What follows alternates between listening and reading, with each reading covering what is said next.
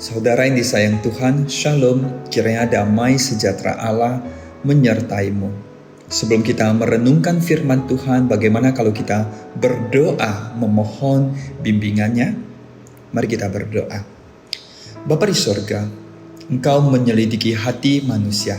Tidak ada yang tersembunyi bagimu. Engkau mengenal hati kami, pikiran kami, dan seluruh perbuatan kami. Engkau mengetahui mengapa kami melakukan apa yang kami lakukan.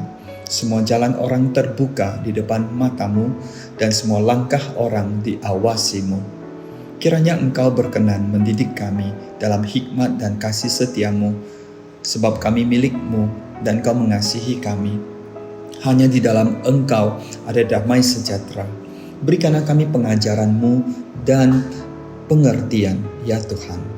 Dalam nama Bapa, Putra, dan Roh Kudus. Amin.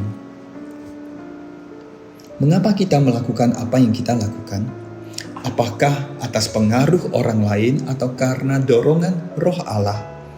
Kita mengenal banyaknya influencer di media sosial. Pengaruh mereka memang besar. Mereka bisa menyetir keinginan dan pemikiran orang banyak. Tidak mengherankan jika mereka disebut influencer. Mereka dapat memengaruhi orang untuk berbelanja dan menggunakan produk tertentu. Mereka bisa membuat sebuah tempat makan menjadi ramai pengunjung atau sepi pengunjung atau bahkan ditutup. Sedemikian besar pengaruh seorang influencer. Dalam kehidupan kita, siapa yang lebih memengaruhi kita? Manusia atau Roh Allah? Paulus dalam 2 Korintus 5 ayat 11 hingga 12 berkata, "Kami tahu apa artinya takut akan Tuhan.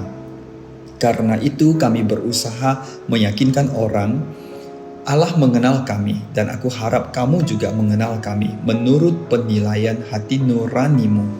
Dengan ini kami tidak berusaha memuji-muji diri kami sekali lagi kepada kamu, tetapi kami mau memberi kesempatan kepada kamu untuk memegahkan kami, supaya kamu dapat menghadapi orang-orang yang bermegah karena hal-hal lahiriah dan bukan batiniah."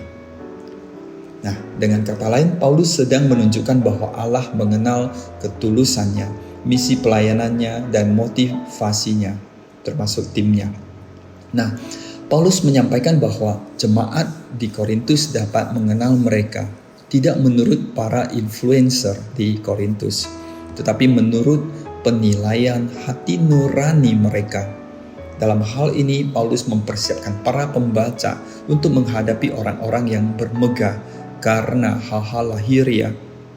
Sebenarnya, membanggakan diri dengan kemurahan hati, kebaikan, ketekunan, kerajinan, kegiatan, kesibukan tidaklah berbeda dengan membanggakan diri dengan terbang bisnis kelas, mendirikan rumah mewah, mengendarai mobil mewah, atau memiliki wajah baru pasca operasi di Korea Selatan. Sama-sama membanggakan diri atas hal-hal lahiriah. Paulus sering memegahkan diri dengan hal-hal batiniah, yakni kuasa Allah, kuasa darah Kristus, kuasa salib Kristus, kuasa Roh Allah. Nah, bagaimana kita ingin dikenal manusia? Apakah bagaimana kita ingin dikenal manusia sama dengan bagaimana kita dikenal Allah?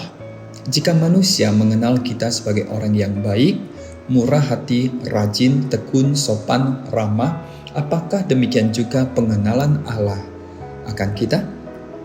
Jika kita berfokus pada pengenalan manusia akan kita berpotensi menjadi orang yang menyenangkan manusia dan hal tersebut tidak berkenan di hati Allah. Jika kita berfokus pada pengenalan Allah akan kita, maka apabila orang mengenal kita menurut hati nurani mereka akan mengenal kita dengan benar.